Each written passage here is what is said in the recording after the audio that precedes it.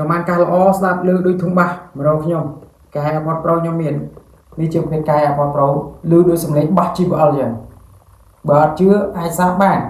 នេះគឺជាប្រភេទការ Bluetooth AirPods Pro ហើយការនេះគឺមានសំឡេងល្អមែនទែនស្ដាប់ទៅគឺអុកចំពោះអ្នកដែលគាត់ចូលចិត្តអុកណាអញ្ចឹងអាចទស្សនាវីដេអូទាំងគ្នាទាក់ទងជាមួយនឹងការ unboxing ទៅលើកាមេរ៉ានេះបាន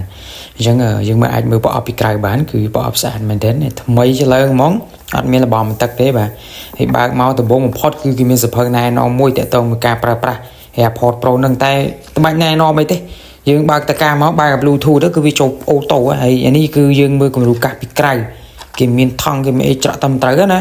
ហើយស្អីក៏ដែរគេប្រើថង់ដើម្បីការពារអីយ៉ាងណាអូខេយើងអាចមើលបានគឺគេមានថង់មានអីការពារឥឡូវយើងអាចបើកមើលទាំងអស់គ្នាតើកាំងល្អយ៉ាងណាឃើញទេយើងមើលពីក្រៅទៅគឺស្អាតមែនទែនបញ្ចូលសំឡេងហត់ណាបងប្អូនទាំងអស់គ្នា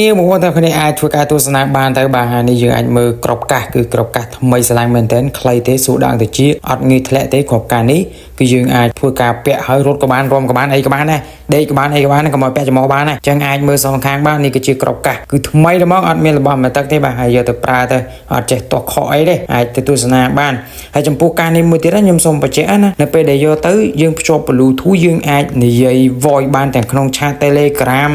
ឬក៏យើង call មួយគ្នាគឺនិយាយបានចំពោះអ្នកខ្លះគាត់មានបញ្ហាគាត់សួរខ្ញុំថាកាសពេលដែលទិញមកគាត់ភ្ជាប់មួយ Bluetooth គាត់និយាយអត់បានគាត់ voice អត់បានទាំង Telegram chat WeChat អីផ្សេងជាពិសេសពេលគាត់ call នឹងហ្មងគឺនិយាយអត់ស្ដាប់គ្នាបានទេលីសងងល់ណាអញ្ចឹងបងអាចសាក់កាសនេះបានចំពោះកាសនេះនៅពេលដែលយកទៅភ្ជាប់ Bluetooth អាចធ្វើការ voice សំឡេងទាំងក្នុង chat ទាំងក្នុង Telegram ហើយអាចធ្វើការ call បាននិយាយទៅគឺថាសំឡេងដូចអ្វីដែលយើងនិយាយផ្ទាល់តែម្ដងហើយនេះគឺជា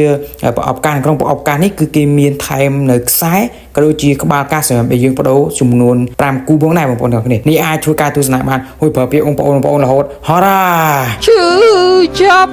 ឈឺលើកនេះអួល